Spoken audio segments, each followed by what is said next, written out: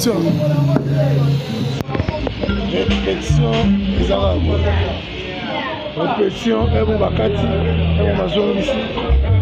Répétition. Cameraman, tombé du ciel. Comment il est venu? Parce qu'on est journaliste. Lélie, vous êtes caméraman. C'est présenté par là.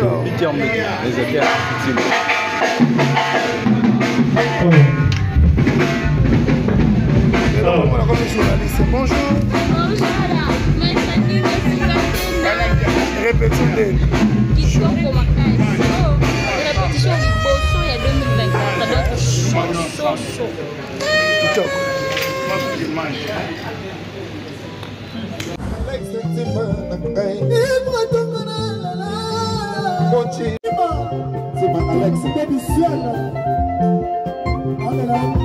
C'est